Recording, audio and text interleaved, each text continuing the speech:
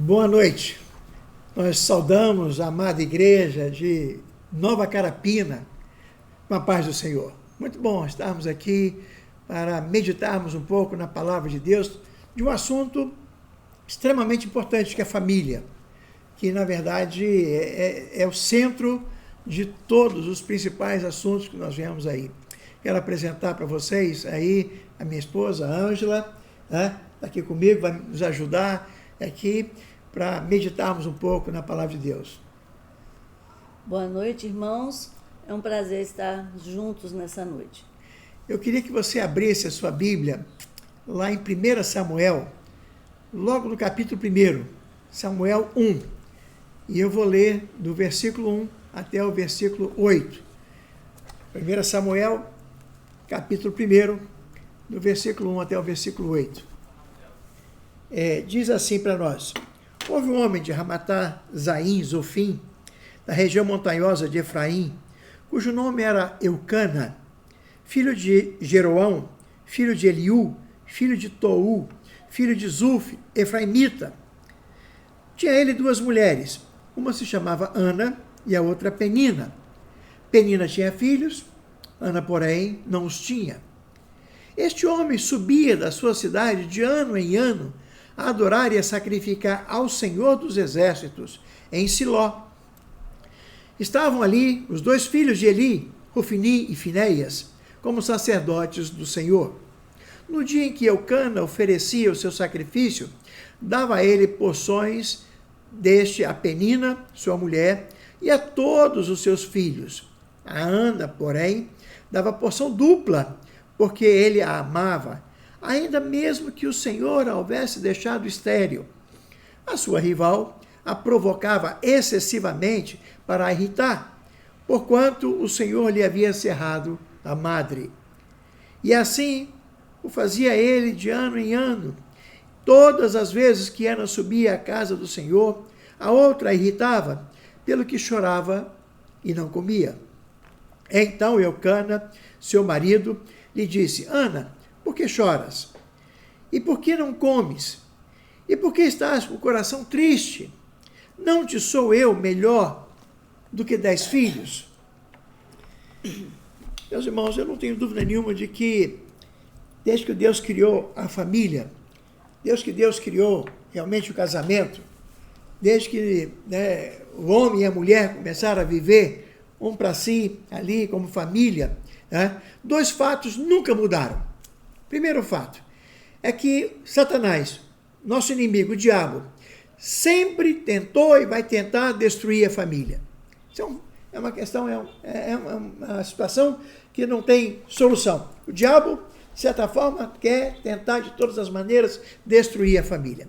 A segunda é que muitas vezes nós, homens, mulheres, nós muitas vezes não levamos a sério, não damos a importância necessária para a família.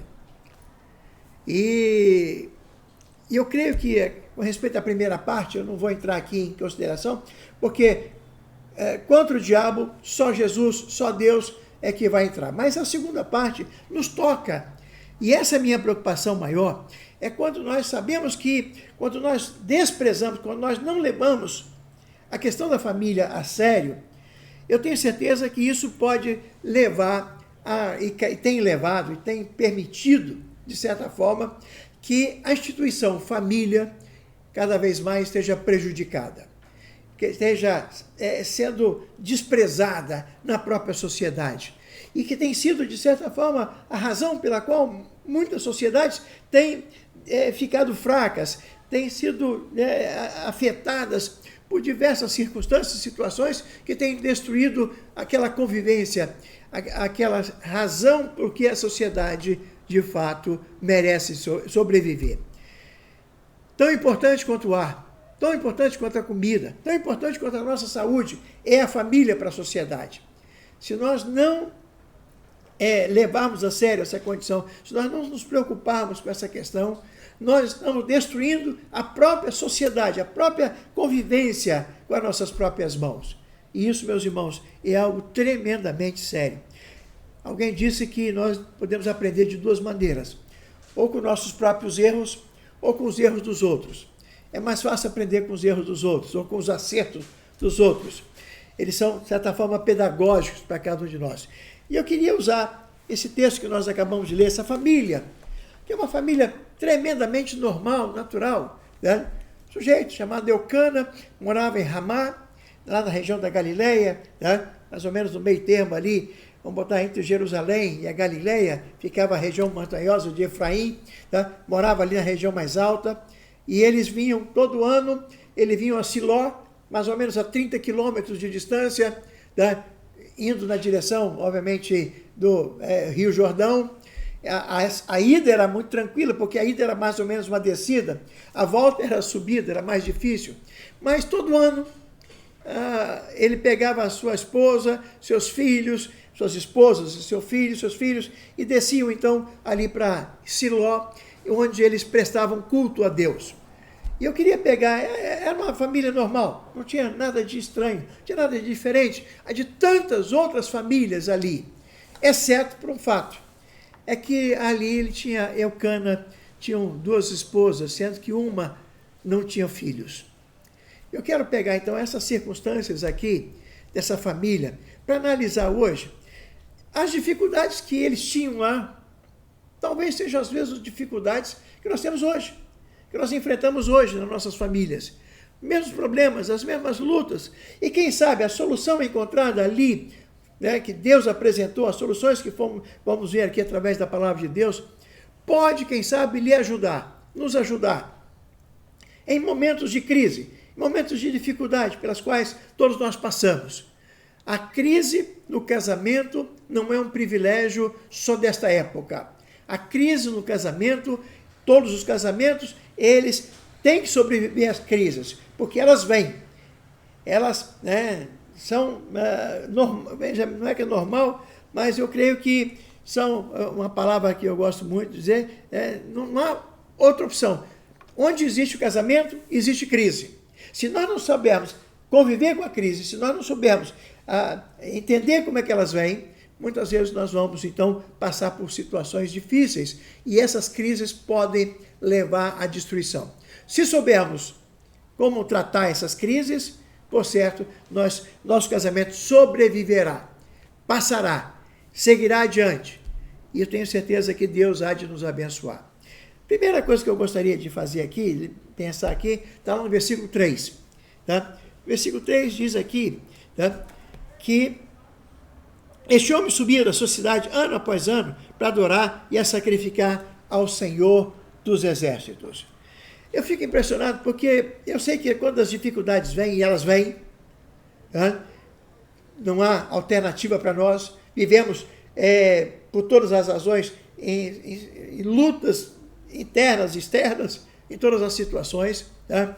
Mas quando as dificuldades vêm, tá, a primeira parte que eu percebo nessa família, porque fazia parte da programação anual daquela família, ir até a casa de Deus, ir a Silo, adorar, a Siló, né, para adorar. Deixa eu só fazer você entender uma coisa importante, porque nós estamos aqui, né, no primeiro capítulo de Samuel, nós ainda estamos no tempo dos juízes. E se você pegar e olhar o último versículo do livro de Juízes, passa algumas páginas atrás aí, capítulo 21, versículo 25. Olha só o que diz. Naqueles dias dos juízes, nos mesmos dias de Samuel, nos mesmos dias de Eucana, de Ana, de Penina, daquela família, nesses dias aqui, não havia rei em Israel. Cada um fazia o que achava mais reto.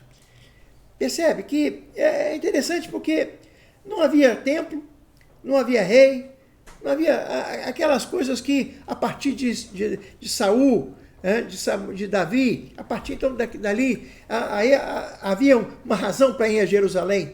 Naquele tempo não. Mesmo assim, mesmo quando não havia a igreja, não havia ainda, né, reino, não havia nada.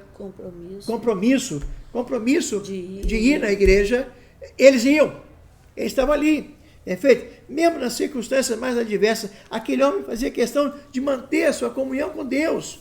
Eu acho que isso é importantíssimo demais, porque as famílias dos nossos dias de hoje, nós precisamos priorizar a nossa comunhão da família com Deus. Ele levava toda a família. Todos iam. Não havia desculpa, não. Todos iam ali adorar. Não era um caminho tão longo, 30 mais ou menos quilômetros, mas naquele tempo a pé, 2, 3 dias caminhando, né, com todas as crianças, com todos, né, iam lá, levavam os animais para serem sacrificados. Então, realmente não era tão simples, mas eu fico impressionado. O que me chama a atenção ali é que todo ano aquele homem priorizava levar a sua família diante de Deus. Não sei se você tem levado a sua família diante de Deus. Tem levado todos os domingos? Tá? Será que você não tem arranjado algumas desculpas para não levar a sua família à casa de Deus? Eu acho que hoje nós temos arranjado, né, Ângela? Muitas desculpas para não ir à casa de Deus. Tá? Mas aquele homem, a despeito de todas as dificuldades, todo ano levava a sua família para adorar ao Senhor e sacrificar ao Senhor ali em Siló. A segunda coisa que eu quero chamar a atenção aqui, que eu vejo aqui, está no versículo 4. Diz aqui que no versículo 4, que ele subia da sua cidade, ano a ano, adorar a Deus, né? E no dia em que Eucana oferecia o seu sacrifício, ele dava porções a Penina, sua mulher, e olha só aqui, e a todos os seus filhos. E filhas. Tá? Ele não só priorizava Deus, como aquele homem priorizava a sua família. Filhos e filhas. Às vezes, a gente sabe que daquela cultura judaica, muitas vezes as filhas não eram tão importantes dentro do contexto. As mulheres não eram contadas, muitas vezes. Mas ele não, ele faz questão de mencionar a sua esposa, as suas esposas, os seus filhos, as suas filhas. Significa que ele priorizava a sua família. Meus irmãos, eu não tenho dúvida nenhuma, nós temos que arranjar um tempo. Nós temos que arranjar um tempo para priorizar a nossa família. Eu sei que vivemos dias tão difíceis em que nós precisamos, muitas vezes, trabalhar incansavelmente, né, para levantar o sustento do nosso dia a dia. Mas, assim como Eucana, nós precisamos priorizar a nossa família. E hoje eu quero ver aqui, a Ângela está com o celular, me presta seu celular aí, Ângela. Se tem uma coisa que hoje atrapalha tremendamente as nossas famílias, tem tomado toda a atenção da nossa família, é essa coisa chamada celular. As tecnologias, né, tem tentado de todas as maneiras nos isolar uns dos outros. Meus irmãos, nós precisamos, se queremos, veja bem, priorizar, que os problemas não nos afoguem, que os problemas não nos destruam, você precisa priorizar Deus, você precisa priorizar a sua família. Dá um jeito, tem que priorizar a sua família. Terceira coisa que eu vejo aqui, vamos lá para o versículo 5. Aqui, diz aqui, e Ana, porém, dava porção dupla, porque ele amava, ainda mesmo que o Senhor a tivesse deixado estéril. Meus irmãos, uma das maiores dificuldades que nós enfrentamos em família são os conflitos. Os conflitos todos nós enfrentamos, todos. Muitas vezes somos pessoas diferentes, casados com pessoas diferentes, assim, do ponto de vista de cidade, de estado, de cultura, de questão social. Eu não tenho dúvida nenhuma que muitas vezes é difícil dizer, eu e Ângela aqui, né? Ângela vem lá de Cachoeiro, eu sou de Vitória, longe, distante. Percebe? São situações bem diferentes, famílias diferentes, culturas diferentes. E agora estamos casados. Há conflitos? Sim, há conflitos. A grande dificuldade, né, meus irmãos, é que esses conflitos, muitas vezes eles vêm para destruir. As famílias não conseguem resolver, diminuir esses conflitos. Pelo contrário, esses conflitos começam, então, às vezes com uma pequena coisa, vai aumentando, se tornam coisas grandes e muitas vezes esses conflitos acabam destruindo os casamentos. Não existe vida sem conflito. O que existe para cada conflito tem uma solução. Não tenha dúvida, meu irmão, minha irmã, não tenha dúvida. Para cada conflito há uma solução. Para cada desajuste que existe no meio da família, sempre há uma alternativa, que pode talvez não ser a mais favorável para você, mas é uma solução que vai trazer paz e harmonia para o seu lar. A questão, então, é como nós encaramos cada conflito. Nós encaramos cada conflito como um combustível para mais luta, ou nós encaramos aquilo ali como uma lição para nos fortalecermos e fortalecer o nosso relacionamento? De que maneira você encara o conflito? Eu encaro como uma lição para, a partir daí, obviamente, nós saímos mais fortalecidos o nosso lar. É importante ver que Ana era amada, ainda que não pudesse ter filhos. Eucana estava disposto a não deixar que esse desajuste estragasse, atrapalhasse o convívio da sua família. Ele poderia, agora já tem Penina, Penina me dá filhos, então eu vou só levar Penina. Não, ele não permitia que o conflito, que o problema da Ana se espalhasse por toda a família. Perfeito? A quarta coisa que eu vejo aqui, e a coisa vai cada vez mais, agora vai ficando mais complicado, veja no versículo 6, olha o que ele diz aqui. A sua rival a provocava excessivamente para irritar. Eu não tenho dúvida nenhuma que eu fico imaginando aqui que festa devia ser essa ida da família para Siló. Viajar é gostoso, né? Todos nós gostamos de viajar.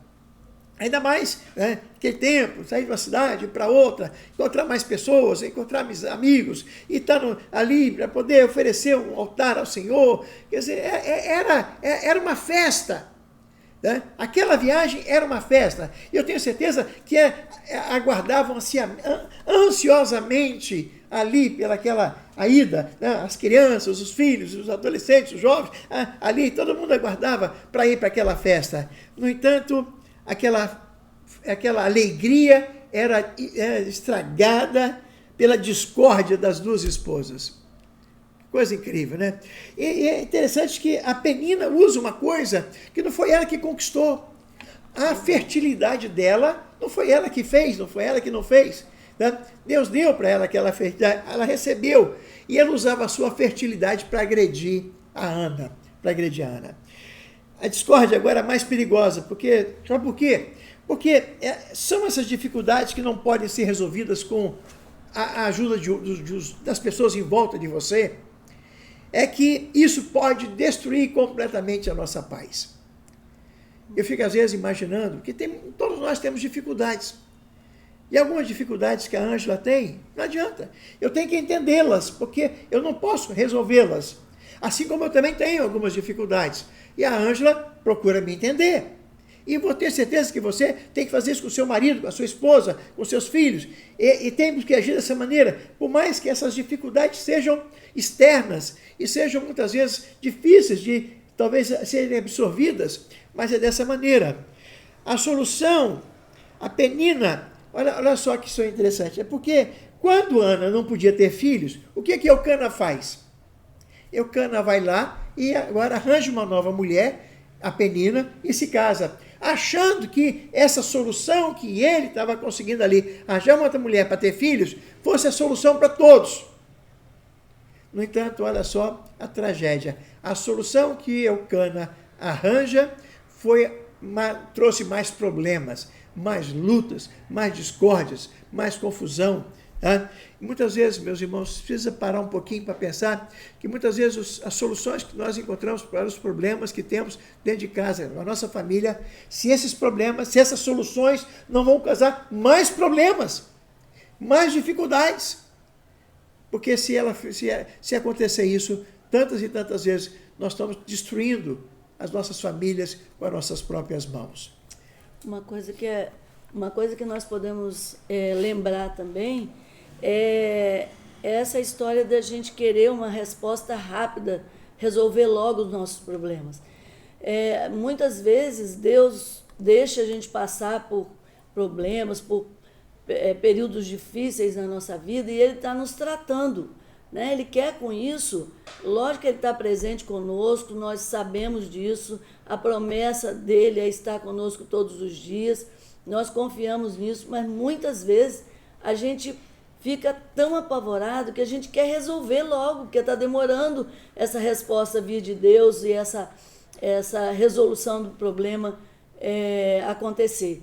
E muitas vezes a gente resolve dar um basta nisso, olha, eu vou separar mesmo, ou não tem mais jeito com esse filho, manda o filho sair de casa ou resolve tomar atitudes que a gente sabe que Deus não aprova, depois, que vai se arrepender depois.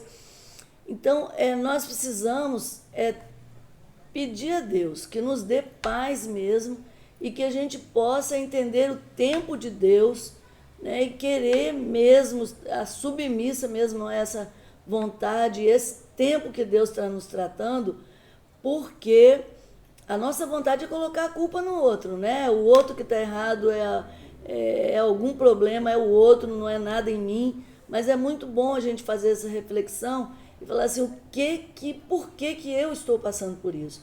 Por que eu estou sofrendo tanto? Parece que eu estou sofrendo mais do que todas as outras pessoas, né, da casa com o problema que está acontecendo. Mas é a gente esperar em Deus, porque Ele tem a hora certa e a solução certa para o nosso problema, para trazer paz para a nossa casa. E a gente lembra, não só, a gente lembra de uma outra pessoa que fez isso na Bíblia, que foi a Sara, né? Sara não conseguiu esperar, né? Desesperada e querendo resolver a situação, e Sara dá a solução para Abraão e para resolver o problema, e a gente sabe a tragédia que foi, né, na vida deles. Então nós temos que pegar esses exemplos e ver, meu Deus, eu preciso de mais tempo, o Senhor está demorando muito, mas eu confio no Senhor, que o Senhor vai trazer paz para o meu coração. E muitas vezes o inimigo, que Ernesto citou lá no início, usa esse período, esse tempo difícil, para nos diminuir naquele ponto que a gente é mais frágil, né? E essa história da paciência é um problema sério para a gente, né? A gente quer resolver logo e muitas vezes a nossa decisão em escolher o que nós vamos fazer acaba piorando a situação e aumentando e não tendo a bênção de Deus na resolução. Cuidado com as soluções que podem lhe trazer mais problemas. Vamos para frente. Versículo 6 ainda. Finalzinho do versículo 6 diz aqui, né? Porque porquanto o Senhor lhe havia cerrado a madre. Quer ver só uma coisa que destrói o ânimo de uma família? É quando algo que vem de Deus, porque muitas vezes nós não estamos preparados para o não de Deus. Nós nos preparamos para tudo, menos para o não de Deus. E com respeito à família, eu não tenho dúvida nenhuma, porque nós enfrentamos tantos desafios, né? Mas, e às vezes as dificuldades vão se acumulando, e Deus quer trabalhar no nosso coração, do mesmo jeito que a Anja falou.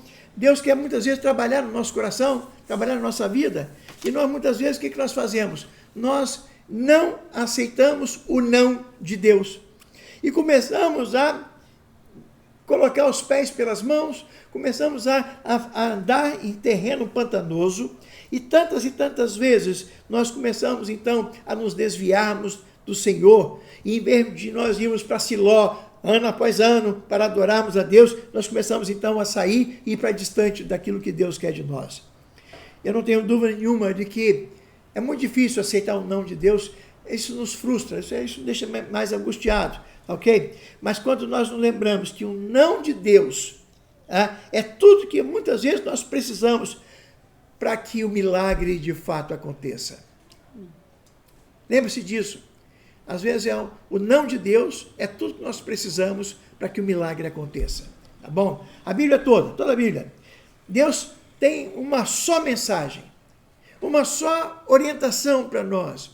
Me obedeça, me obedeça. Porque se você me obedecer, receberá bênção.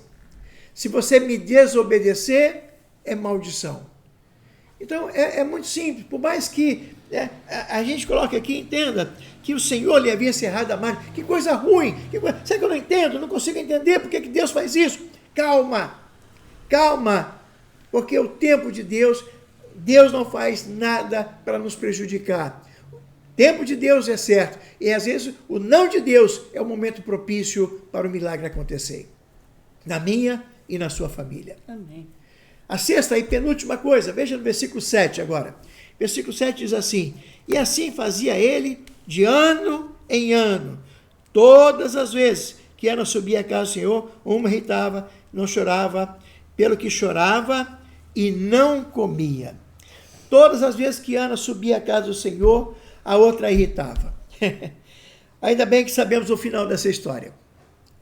Como que Deus abençoou a Ana, não só dando-lhe filhos e filhas, mas dando-lhe o primeiro filho, Samuel, que foi o maior de todos os profetas que nós temos aqui, aquele que obviamente começou o reino de Israel ali, escolheu Davi, ungiu Saul, ungiu Davi, e ali Samuel foi realmente um dos maiores profetas de Israel. Os fatores externos muitas vezes nos irritam, mas não pode impedir a sua caminhada. Não pode, de maneira nenhuma, impedir que você siga na direção de Deus. Por mais que essa situação, nós estamos vivendo nos dias de hoje, muitos pais de família perdendo o emprego, perdendo sua renda, muitas vezes aí filhos desobedientes ali nas drogas, por todas as... Mas nada disso pode impedir que você caminhe na direção de Deus. Porque o caminho de Deus é que vem o milagre. É no caminhar na direção de Deus é que vem o milagre. Ana poderia ficar desapontada por Deus. Ana podia, a outra me irrita, meu marido é isso, eu não consigo. Ela podia dizer tudo, eu não quero saber mais de Deus, não quero saber mais de nada. No entanto, quanto mais ela ficava angustiada, mais ela buscava Deus, mais ela se aproximava de Deus. Ela foi confundida por Eli, que ela estava bêbada. Não é bêbada. Pelo contrário, eu estou angustiada na presença de Deus. E ela foi chorar num único lugar onde, de fato, nós podemos chorar, aos pés do Senhor. Aos pés do Senhor. Viver em família, muitas vezes, significa renunciar a muitas coisas que gostamos. Gostamos de um futebol, gostamos de um churrasco, gostamos de uma praia. Mas, às vezes, eu não tenho dúvida nenhuma, para viver em família, muitas vezes nós temos que renunciar às coisas que nós gostamos para não impedir a nossa caminhada na direção de Deus. Eu tenho visto muitas famílias se perderem, sabe por quê? Porque nesses momentos, em vez de você colocar Deus na frente, você coloca as outras coisas na frente. Você coloca, você não renuncia àquilo que muitas vezes é bom. Estou dizendo que não é, ir para o churrasco é ruim, que ir para uma praia é ruim, pelo contrário. Mas muitas vezes nós temos que renunciar a isso, porque o milagre da nossa família está unida, junta, feliz, da nossa, não só felicidade humana, mas como também o nosso crescimento, nosso crescimento não só espiritual, mas material. Todas essas coisas estão condicionadas exatamente quando nós caminhamos na direção de Deus. Isso sim é dar importância à sua família. E eu quero terminar, versículo 8. E o versículo 8, Eucana então vira para o seu marido, da sua esposa, e pergunta: por que choras? Por que choras? Por que está com o coração triste? Eu não sou melhor do que 10 filhos? Pergunta a ele. Meus irmãos, eu não tenho dúvida nenhuma de que um dos maiores destruidores da família é você achar que só você é a solução. Só você resolve o problema. Não. A resposta certa vem sempre de Deus. Não pense que você consegue resolver todos os problemas. Não pense que você tem todas as soluções. Não importa, você é mais forte, mais fraco. Não. A resposta certa vem de Deus. Lembra do Salmo 40, versículo 1 e 2, quando diz: esperei confiadamente no Senhor, e Ele se inclinou para mim e me ouviu quando clamei por socorro. Colocou meus pés sobre uma rocha e me firmou os passos. Essa que é a resposta de Deus para a nossa família. Não sou eu que sou o cabeça, apesar de ser o cabeça, mas não sou eu a solução, não sou eu que tenho o poder, a condição. Pelo contrário, eu também tenho que me colocar debaixo da dependência de Deus. Porque quando nós nos colocamos debaixo da dependência de Deus, a solução vem de Deus. O salmista do Salmo 46, versículo 1, é o Salmo da Ângela, Deus é o nosso refúgio e fortaleza. E o que ele é? Socorro bem presente. Quando? nas tribulações. Então, meu irmão, minha irmã, a única alternativa que nós temos para a nossa família ser estável, nossa família ser firme, nossa família pode enfrentar todas as lutas, todos os problemas, todas as angústias, todas as dificuldades, né? É que nós temos que preservar, nós temos de alguma maneira, nós precisamos assim, sentir que a família é importante. Nada é mais importante do que a nossa família, nada. Absolutamente não há nada nesta terra mais importante do que a nossa família. Podem vir os obstáculos, podem vir os problemas, podem vir as dificuldades, podem vir os conflitos, mesmo que elas sejam complicadas, mesmo que a situação fique parece desgovernada, se nós esperarmos a solução de Deus, ela virá. Não tenha dúvida, porque quando nós buscamos a Deus, sempre Ele vem. Quando nós obedecemos a voz de Deus, nós estaremos no caminho para receber a bênção de Deus, para fazer com que as nossas famílias sejam estáveis, firmes, equilibradas, harmonicamente funcionando. E isso é mais importante para nós. Que Deus te abençoe, que Deus te guarde, e que você realmente, ao entender aqui essa lição da família de Eucana, apesar de todas as lutas, mas eles não se desviaram. Eucana, todo ano, com choro ou sem choro, Eucana estava levando as suas esposas para a casa de Deus, porque é ali, aos pés do Senhor, que nós encontramos a paz necessária para a nossa família. Que Deus te abençoe. Amém. Amém? Amém. Prazer, um abraço para todos vocês aí da igreja de Nova Carapina. Deus te abençoe. Uma hora estaremos aí pessoalmente para compartilhar com os irmãos. Um grande abraço. Mateus, está aqui. Um abraço para você também. Boa noite, irmãos. Deus abençoe.